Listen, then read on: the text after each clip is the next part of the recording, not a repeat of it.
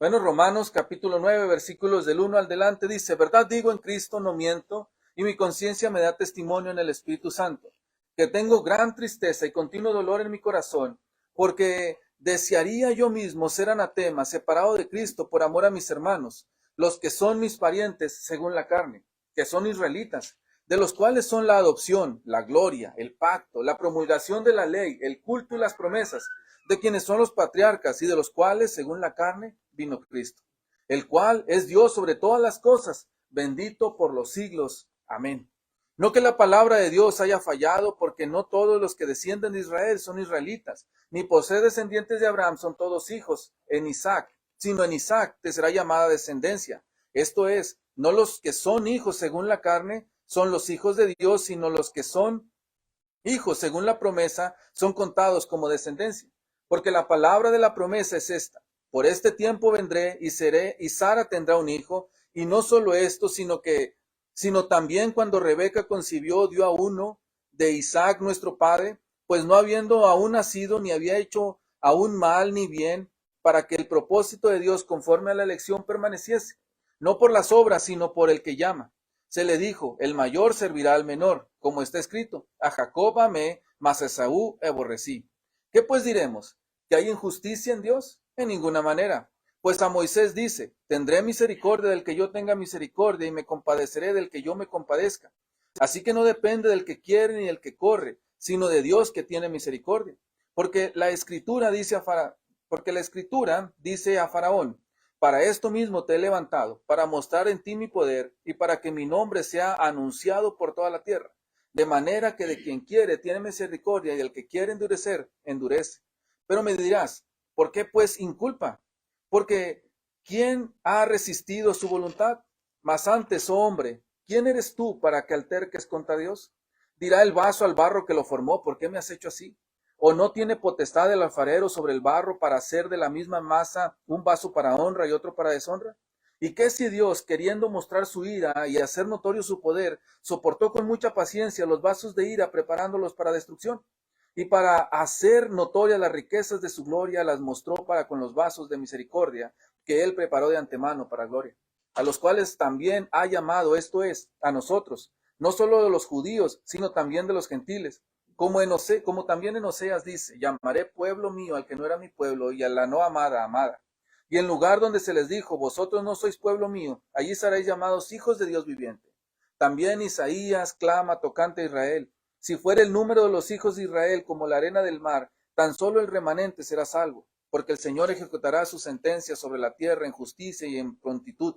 Y como antes dijo Isaías, si el Señor de los ejércitos no nos hubiera dejado descendencia, como Sodoma habríamos venido a ser, y como Gomorra seríamos semejantes. Hasta este verso vamos a dejar la lectura. Fue una lectura bastante larga, lo sé.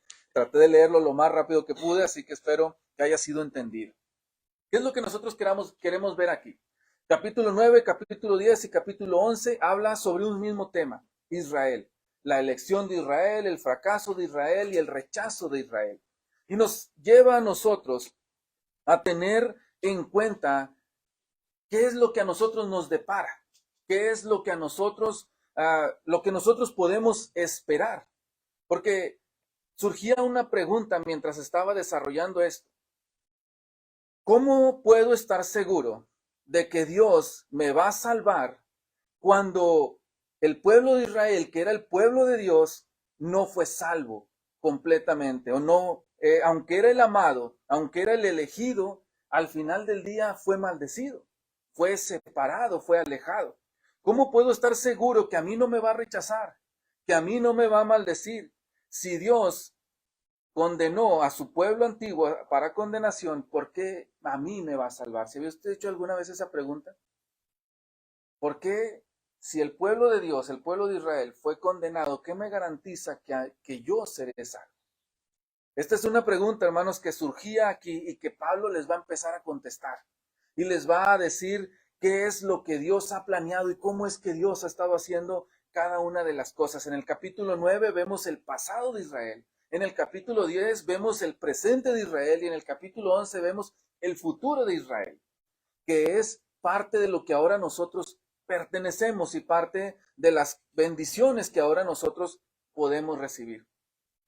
Pablo nos va a tratar de enseñar este principio. La salvación no es un asunto exclusivo de un pueblo, de un linaje o de una cultura como los judíos lo creían, sino de todos aquellos que se acercan a Dios por la fe en Cristo Jesús. Esta es la premisa, se la repito. La salvación no es para los que pertenecen a un pueblo, no es para los que pertenecen a una cultura, sino es para todos aquellos que se acercan a Dios y creen en Cristo. ¿Ok? Esa es la premisa que Pablo va a empezar a decirles. El pueblo de Israel, desde el principio de Romanos, está diciendo, entonces, ¿de qué sirve ser israelita? ¿De qué sirve ser judío? ¿De qué sirve haber guardado la ley? ¿De qué sirve haber hecho todo lo que habíamos dicho? O lo que habíamos hecho. Y Pablo les decía, sirve de mucho, porque de ustedes sale la salvación. Pero ellos seguían sin entenderlo. Entonces Pablo en este capítulo les va a empezar a decir, mira, les digo la verdad, no miento. Es como decir en estos versos, verso 1, pongo a Cristo y el Espíritu Santo está hablando a través de mí con las cosas que les voy a decir. Tengo tristeza de las cosas que ustedes están haciendo. Me entristece ver lo que está pasando en el pueblo. A tal grado me entristece que estaría yo dispuesto a dejar todo lo que tengo para que ustedes fueran salvos. Este amor, hermanos, esta pasión que Pablo tenía por las almas, es una pasión o es un amor que a veces nos falta. Pablo decía, yo estoy dispuesto a hacer lo que sea con tal de poder seguir predicando el evangelio. Yo estoy dispuesto a ir hasta donde sea. Es más, estoy dispuesto, dicen estos versos, desearía yo mismo ser anatema, separado de Cristo, por amor a ustedes, por amor a mi nación, por amor a mi familia. Me pregunto aquí, ¿qué estaría usted dispuesto a hacer por ayudar a los demás a acercarse a Cristo? ¿Qué tanto estarías dispuesto a dar? ¿Qué tanto estarías dispuesto a perder? ¿Qué tanto, hasta dónde irías? ¿Se han preguntado ustedes eso? ¿Hasta dónde soy capaz de predicar la Biblia, de predicar el Evangelio a los demás? Porque Pablo nos enseña aquí que nuestras expectativas deben de ser altas, que nosotros debemos de amar a los hermanos, que nosotros debemos de desear el bien los unos de los otros y estar con mucho esmero, sin desmayar, sin cansarnos, el estar en la mutua edificación. ¿Cómo puedo yo ayudar a mis hermanos a que estén mejor con Cristo? ¿Y cómo puedo ayudar a las personas que están fuera de Cristo a venir a Cristo? ¿Alguna vez se lo ha preguntado usted? ¿Cómo puedo yo ayudar a los demás a venir a Cristo? ¿Qué estoy haciendo realmente para que las almas perdidas vengan a Dios? Y es que es más, una pregunta más aún. ¿Nos duele cuando alguien se pierde sin Cristo? ¿Nos duele cuando alguien que no es de nuestra familia, cuando alguien que no conocemos, es más, cuando un vecino se muere sin Cristo, nos duele? O más aún, nos duele a tal grado que nosotros con énfasis le predicamos para que no se muera sin Cristo. Esto es lo que Pablo nos está mencionando aquí. Debemos nosotros estar sintiendo ese dolor por las almas que se están perdiendo, ese dolor que no nos deja estar a gusto. No sé si a ustedes les pasa, pero cuando a mí, por ejemplo, me duele la cabeza, no puedo comer, no puedo dormir, no puedo estar a gusto y lo intento. Hay veces que trato de tomar pastillas y trato de distraerme y decir, no pasa nada, puedo con esto. Pero a veces el dolor es tanto que no me deja poder seguir mi día normal. ¿Qué trato de ejemplificar con esto? ¿Qué tanto nos duele cuando un hermano ha dejado de venir a la iglesia o cuando una persona sin Cristo se muere? A tal grado de que no podemos comer, de que no podemos dormir, de que no podemos vivir tranquilamente, de que sentimos esa insatisfacción diaria. Esto es lo que Pablo estaba sintiendo. Pablo estaba diciendo, no me puedo sentir a gusto porque los demás están perdiendo y yo no estoy haciendo, o yo no quisiera poder hacer más. Me recuerda a Moisés, Éxodo capítulo 32, versículos del 31 al 32. El pueblo de Israel ha hecho el becerro de oro y dijo, este es el Dios que nos sacó de Israel. ¿Y qué dice Dios? Me estoy enojado y los voy a destruir a todos. Y Moisés dice unas palabras interesantes. Te ruego pues, dice, este pueblo ha cometido un gran pecado, porque se hicieron dioses de oro. Te ruego que perdones ahora su pecado, y si no, ráeme ahora de tu libro que has escrito. Te ruego que los perdones, le dice, y si no los perdonas, bórrame a mí también. Bórrame también del libro de la vida, porque no puedo soportarlo. Son, hermanos, palabras que a veces nosotros no tenemos en nuestro vocabulario, que no tenemos en nuestra mente. Mismo Gálatas capítulo 3, versículo 13 nos habla de nuestro Señor, cómo Él, siendo perfecto, siendo sin pecado, se hizo pecado por amor a nosotros, para que nosotros pudiéramos ser salvos. Es decir, dejó su santidad, dejó la gloria, dejó la eternidad y vino, se hizo hombre y cargó con el pecado de nosotros con tal de que nosotros tuviéramos la esperanza de ser salvos. ¿Qué tanto estás dispuesto a dejar para que tu hermano llegue al cielo? ¿Qué tanto te duele el que no estés predicando hoy, que no estés teniendo la convicción, que no estés teniendo el ánimo y el esfuerzo para que las personas se acerquen a Cristo? Pablo nos enseña de esa gran necesidad que tenemos como cristianos y que cuando lo olvidamos, por eso nos estancamos, porque no tenemos hambre por aprender de Dios, porque no tenemos la necesidad de adorarle, porque me da igual si predico o no predico, si reparto un folleto o no, porque cuando me dicen vamos a evangelizar estoy demasiado ocupado para poder hacerlo. Pablo dice, tenemos que tener amor para enseñarles a los demás de esta salvación tan grande que hay. Porque a pesar de que la gente rechaza a Dios, Dios siempre tiene el amor para poderlos recibir si ellos se arrepienten. La gente de una o de otra manera está alejada de Dios y muchos de ellos no quieren nada con Dios y muchos de ellos están en contra de Dios. Pero si ellos tienen las ganas, si ellos en algún momento cambian, Dios está allí para poderlos recibir. Si ellos cambian de mentalidad, si ellos en algún momento dicen necesito de ese Dios, Dios está dispuesto para ellos.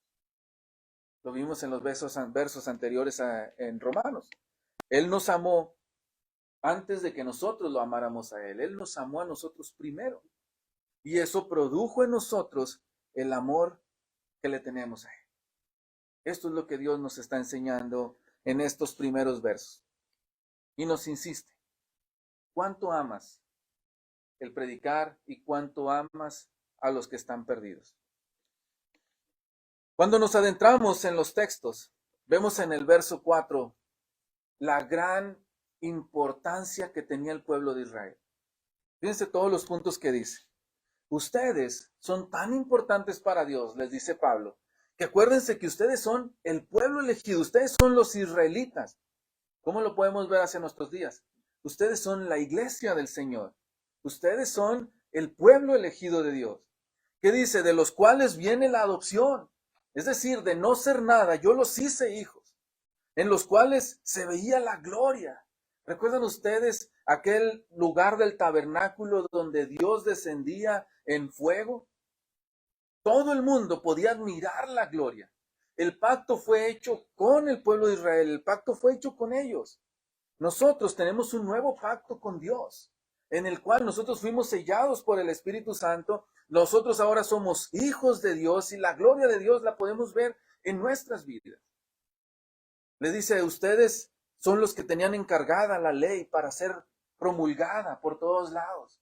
Ustedes son los verdaderos adoradores. Las promesas se las di a ustedes. De ustedes vienen todo el linaje de los patriarcas. De ustedes venía, antes que ustedes venía Moisés, venía Abraham, venía Jacob, venía Isaac.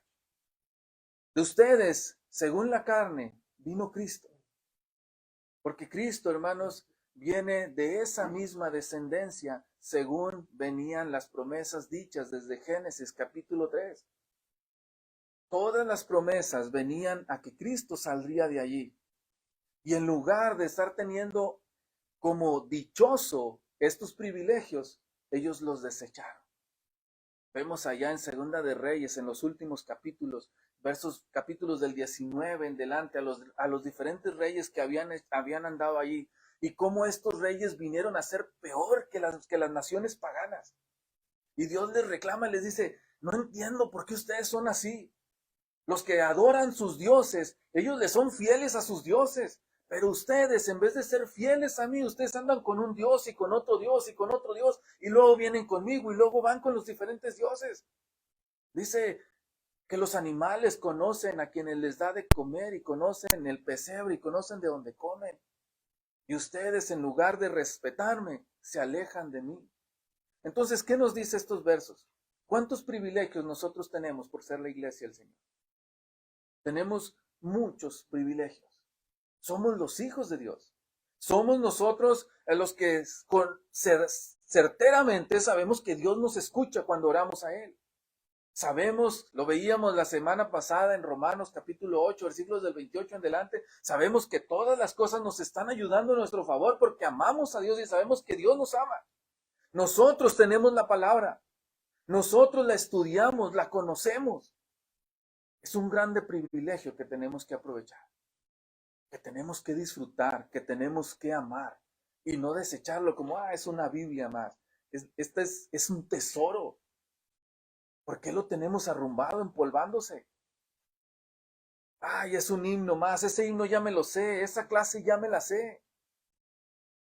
Hermanos, es la palabra de Dios la que se nos está predicando. ¿Por qué nos cansa? ¿Por qué nos fastidia? ¿Por qué sentimos esas ganas de no más?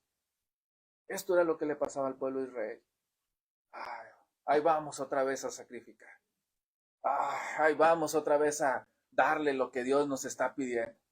Ya se llegó otra vez el momento. Por eso Dios les dice, yo no quiero eso. ¿Quién pidió de ustedes sacrificio? ¿Quién pidió de ustedes todas esas cosas? Yo no lo quiero, no quiero nada de sus adoraciones, no quiero nada de sus cultos. Me son fastidiosos para mis oídos porque su corazón no está allí. Y esto es lo que Dios nos pide, pongan su corazón hoy aquí. Pongan hoy lo mejor de ustedes aquí para que el nombre de Dios realmente sea glorificado. Demos lo mejor de nosotros. Si vamos a cantar, cantemos con lo mejor de nosotros. Si vamos nosotros a estudiar ahorita la palabra, estemos atentos a la palabra. No dejemos que nada nos distraiga. Disfrutemos de las promesas que Dios nos da. Cuando el pueblo de Israel fracasó, le surgieron a él 3 preguntas que Pablo va a atacar en estos versos.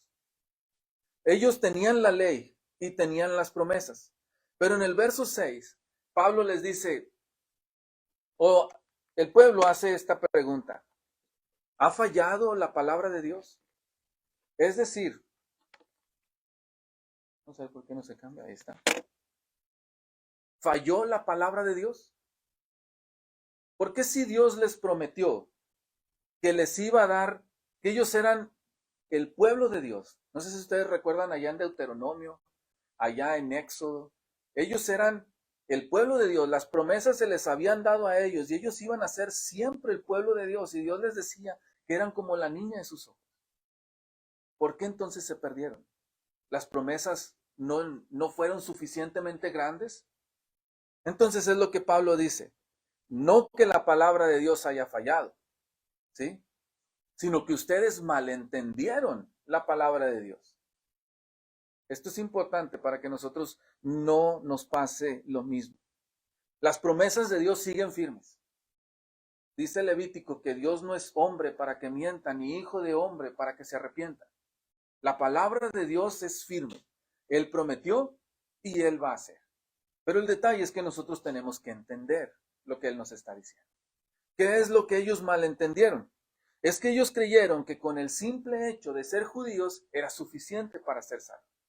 Y Pablo les viene a decir, es que ahí están mal. No se trata de que fueran de un pueblo, sino que se trata de que ustedes creyeran en Dios. Por eso les habla de Abraham. Abraham no pertenecía a ningún pueblo, pero su fe le fue contada por justicia. ¿Por qué? Porque él creyó.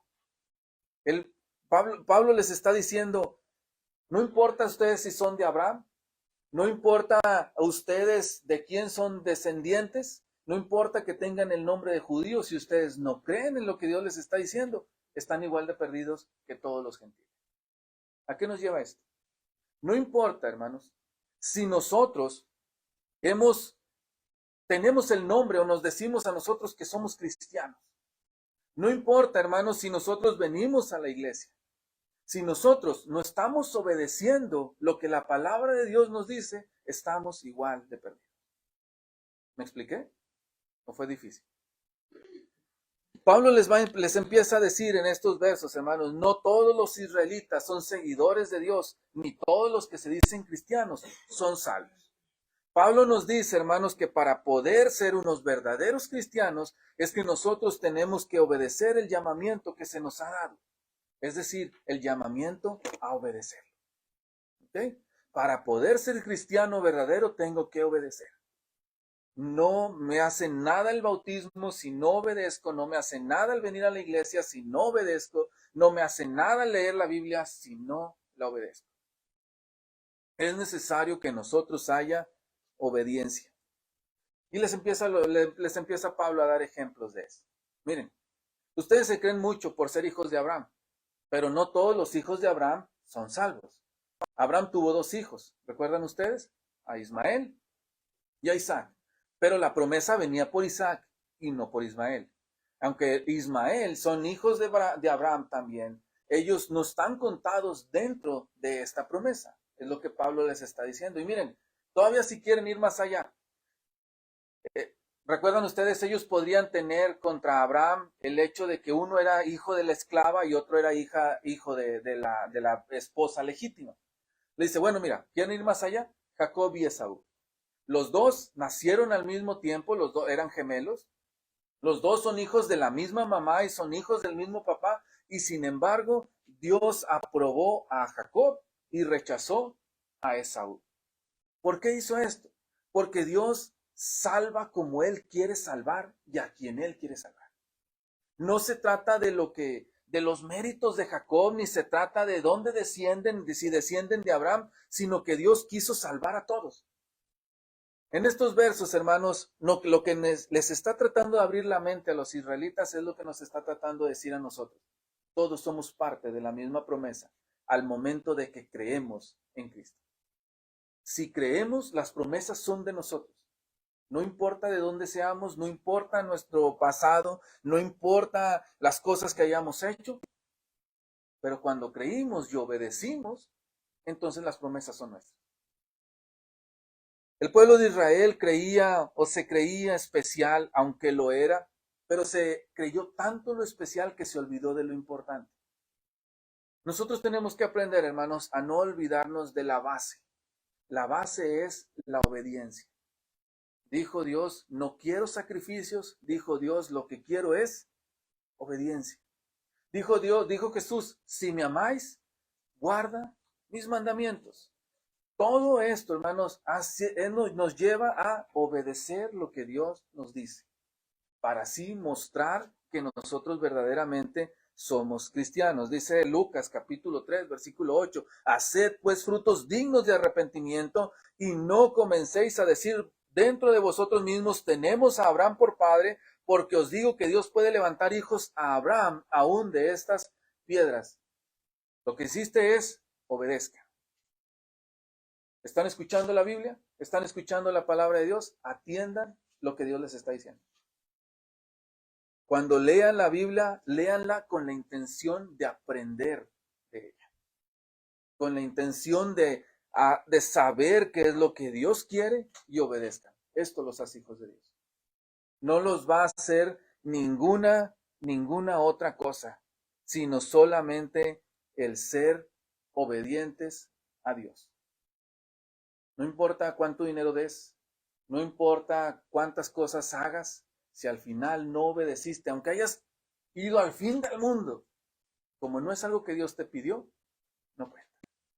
Lo único que cuenta es lo que Dios está diciendo en su palabra. Entonces, se preguntan, ¿es Dios injusto? ¿Por qué Dios salva a unos y a otros no?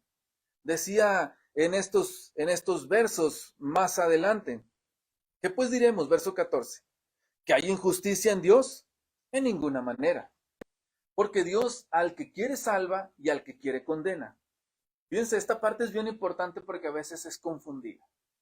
Algunos llegan a pensar que Pablo está hablando de que Él ha escogido a algunos para salvación y ha escogido a algunos para condenación.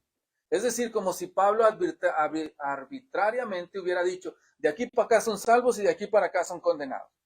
Esto no es lo que Dios dice en estos versos.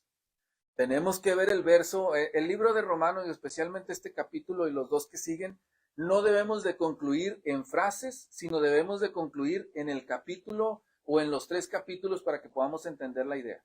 Si sacamos solamente este texto de contexto, parece que Dios ha elegido, como les digo, tú y tú y tú te salvas, tú y tú te condenas. Eso no es lo que Dios hace. Dios no es una persona caprichosa que se porta de esa manera siendo injusto.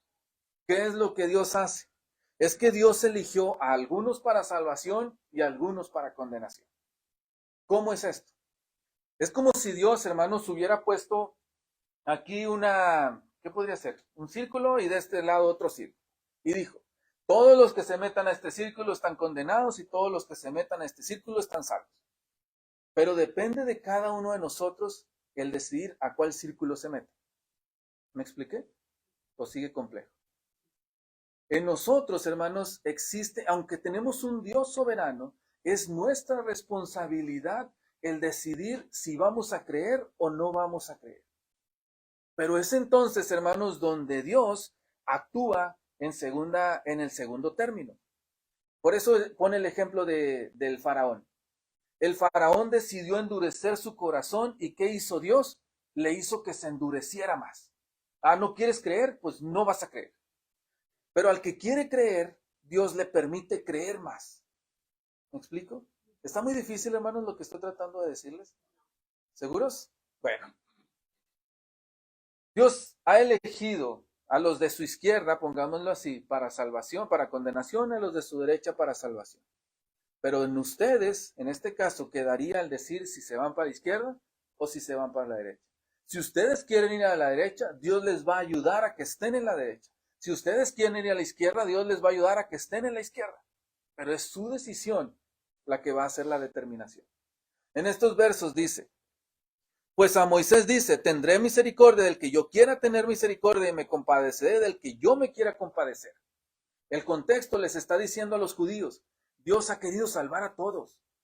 Y por eso Él salva al quien quiere. ¿Y quién eres tú para poderle reclamar por qué lo está salvando? Esto es lo que Pablo les está diciendo. Si a Dios le complace salvar a todos, Él es Dios.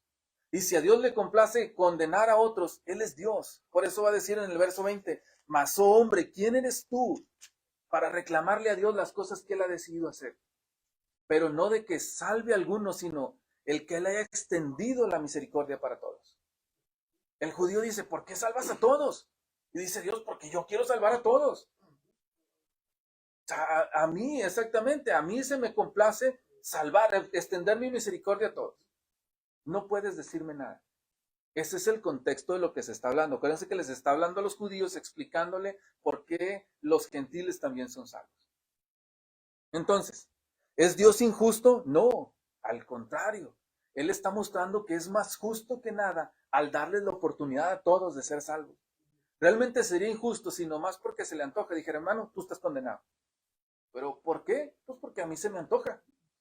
Entonces sería injusto, porque no me está dando la oportunidad de hacer nada. No me está dando la oportunidad de aceptar o de rechazar. Simplemente desde que nací, Él ya me condenó, ya no puedo hacer nada. Hay una creencia de esa forma, ¿no? Que el que está condenado no puede hacer nada para dejar de estar condenado y el que está salvo no puede dejar nada para perder su salvación. Eso no es lo que estos versos dicen. Dios dijo, aquí están los condenados, aquí están los salvos, ¿para dónde vas? Y ya de cada uno de nosotros depende hacia dónde acercarse. Como el tiempo va que vuela, hermanos. Entonces, el judío decía, si Dios quiere salvar a unos y condena a otros, entonces, ¿qué clase de Dios es este que condena a unos al infierno? Como algunos luego dicen, ¿no? Si Dios es bueno, ¿por qué Él manda a la gente al infierno? ¿Por qué manda a la gente al lugar de condenación? Y es lo que Pablo les dice, verso 19 y 20. Pero me dirás, ¿por qué pues sin culpa? ¿Por qué pues sin culpa? Porque ¿quién ha resistido a su voluntad? Mas, oh hombre, ¿quién eres tú para que alterques contra Dios? La última pregunta es esta. ¿Puedo decirle a Dios qué es lo que tiene que hacer? Él es soberano para hacer lo que le plazca. Pero hay una certeza, hermanos. Aunque Él puede hacer lo que Él quiera, Él siempre va a actuar conforme a sus principios. Él es amor, Él es misericordioso, Él siempre es bueno, Él es, bueno, todas estas características de Dios. Él es justo, Él no miente, Él no engaña. Entonces, todo lo que Él va a hacer, lo va a hacer con estos principios. Él nunca va a actuar así como diciendo, le voy a decir esto, pero en realidad yo quiero esto otro. Él siempre va a ser honesto porque Él no es un mentiroso. Él, de hecho, esa es la contrariedad con el diablo, ¿no? Que Él es padre de mentira porque Él ha sido un mentiroso desde el principio. Dios no miente. Dios no es injusto. Dios no es un malo. Dios no es malo. Entonces Dios no es el que inculpa, sino que los hombres son los que decidieron irse para un lado. Y si Dios decidió castigar a los que no quisieron nada con Dios, nosotros no podemos decirle nada en base a su decisión. Dios va a hacer lo que Él quiera cuando Él quiera. Y no hay ni una sola palabra. ¿Recuerdan ustedes a un personaje que quiso lidiar con Dios? Casi les daba la respuesta. Que quiso lidiar con Dios acerca de estas cosas y Dios le dijo, a ver, espérame. Casi. Es Job, ¿sí? Que se acerca y cómo quisiera poder tener a Dios para decirle por qué están pasando todas estas cosas. Y le dice Dios, bueno, aquí estoy. Y Job le empieza a hablar con él y dice, espérame. ¿Quién eres tú? ¿Dónde estabas tú cuando yo formaba las cosas? ¿Dónde estabas tú cuando yo estaba poniendo el cielo, estaba haciendo las estrellas, le estaba dando forma? ¿Acaso tú fuiste el que me dio sabiduría o el que me dijo cómo debía de formar los montes, cómo debía de hacer los valles? ¿Quién eres tú? Y es donde donde Job concluye diciendo, de oídas te había oído, mas ahora te conozco y me siento como polvo. Tratando de decir lo que él dijo, se me fue la palabra. Me siento como nada, porque ¿qué podía yo decir frente a ti en base a lo que yo soy? Esto es algo, hermanos, que nosotros tenemos que aprender. A veces nos las damos de muy valientes y osamos queriendo cuestionar a Dios. Ay, Dios, ¿por qué haces esto? ¿Por qué eres así, Dios? ¿Por qué pasa aquello? ¿Por qué pasa el otro? Y Dios es donde nos dice, espérame. No sabes ni cómo están las cosas, no sé qué estás intentando con este tipo de preguntas. Porque Dios, hermanos, hace todas las cosas en su bondad. Si nosotros como humanidad decidimos hacer lo malo y luego tenemos las consecuencias de hacer lo malo, ha sido nuestra culpa. Es como si aventamos una piedra. Aventamos una piedra y luego la piedra viene y nos descalabra. ¿Es que Dios es malo? No. Nosotros aventamos la piedra, la gravedad cayó y la hizo caer y por eso me descalabré. Pero no tiene nada que ver Dios. Si nosotros como humanidad estamos en celos, estamos en envidias, estamos en pleitos, estamos en guerra y nos estamos queriendo matar unos a otros y por eso tenemos todos los problemas que tenemos en la sociedad, ¿es que Dios sea malo? No, es que nosotros no lo buscamos. Porque la otra sería que Dios anduviera atrás de nosotros, y no sé si eso quisieran ustedes, pero creo que sería como hacernos robots, el que se va a tropezar y Dios quita la piedra. Se va a cortar y Dios quita el cuchillo. Se va a caer y Dios pone una almohada. Se tira de una montaña y Dios lo cuida con la mano para que caiga. Sería absurdo el que Dios anduviera atrás de nosotros queriéndonos o como controlándonos para que nada malo nos pase. Pero aún así para todo nos quejamos. Si Dios nos cuidara de esa manera, diríamos, Dios, no dejas que me pase nada. Si Dios nos deja libres, decimos, Dios, es que ¿para qué nos dejas libres? Como humanidad no siempre o casi nunca estamos contentos con lo que Dios nos da. Entonces, ¿qué hace Dios? Deja que nosotros tengamos las consecuencias de nuestras propias acciones. ¿Es Dios malo porque nos va mal por las cosas que nosotros decidimos? No, Él lo fue claro. Aquí están los salvos y aquí están los condenados. ¿Tú quieres irte para allá? Vete, no te voy a detener. ¿Tú quieres irte para los salvos? Vente, no te voy a estorbar. Pero es tu decisión y tú vas a tener las consecuencias de lo que tú elegiste. ¿Qué concluimos con esto, hermanos? Que como cristianos debemos de tener pasión por las almas que están a nuestro alrededor, tanto las de nuestros hermanos como las de los perdidos. Tenemos que sentir amor por ellos y sentir dolor cuando estos se pierden. Que como cristianos tenemos grandes privilegios, los cuales tenemos que saber disfrutar. Y también, hermanos, aprendemos que Dios no es un Dios que no cumpla sus promesas. Al contrario, Él siempre las cumple. Los que fallamos somos nosotros. Que Dios, hermanos, no es injusto. Al contrario, Él es siempre justo y nos da lo que nosotros merecemos, pero nosotros nos buscamos el mal. Que Dios no inculpa a nadie, sino que nosotros buscamos nuestra propia condenación. Si tuviéramos más en cuenta estas preguntas o estas respuestas y las practicáramos más en nuestra vida, podríamos actuar diferente.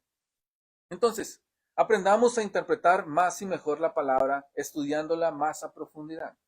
Veamos la historia de este pueblo de Israel para que nosotros no cometamos los mismos errores. Dicen por ahí que un pueblo que no conoce su historia está condenado a repetirla. No cometamos los errores que ellos cometieron. Nosotros vayamos avanzando más firmemente, viendo su arrogancia y siendo más humildes, viendo en qué tropezaron para que nosotros no tropecemos con la misma piedra, quitando de nosotros el orgullo y esos grandes errores para que podamos creer más y mejor en Dios. Y recordemos siempre, Dios es soberano.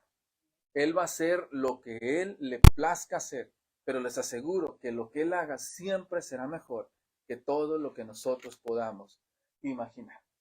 Dios les bendiga.